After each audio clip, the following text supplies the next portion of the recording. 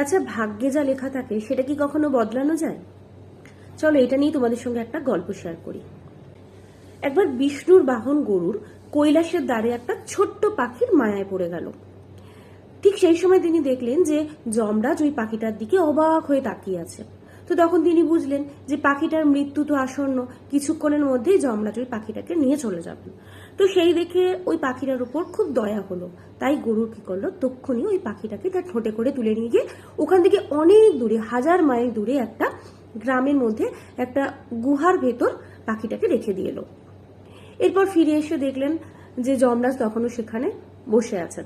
তো যমরাজকে তিনি তখন জিজ্ঞেস করলেন যে আপনি কেন ওইভাবে পাখিটার দিকে অবাক হয়ে তাকিয়েছিলেন? তো যমরাজ বললেন যে আমি সেটাই ভাবছিলাম যে এই পাখিটার মৃত্যু লেখা আছে এখান থেকে 1000 মাইল দূরে একটা গুহার মধ্যে, গুহার গর্তের মধ্যে একটা সাপের কামড়ে। তাই আমি অবাক হয়ে এটাই ভাবছিলাম যে এত তাড়াতাড়ি এই পাখিটা ওই 1000 মাইল দূরে গুহাটাতে পৌঁছবে কি করে। আর ওই পাখিটা সত্যি সত্যি ওখানে ওই গুহার মধ্যে একটা সাপের কামড়ে পাখিটার মৃত্যু হয়। তো গল্পটা শুনে বুঝতেই পারছো যে হ্যাঁ, আমাদের ভাগ্যে যদি লেখা থাকে, আমাদের সেইটা কেউ, ভাগ্যের লিখনকে কেউ খণ্ডন করতে পারবে না। ভাগ্যে যেটা লেখা আছে সেটা আমাদের হবেই। গল্পটা কেমন লাগলো অবশ্যই তোমরা জানিও কিন্তু।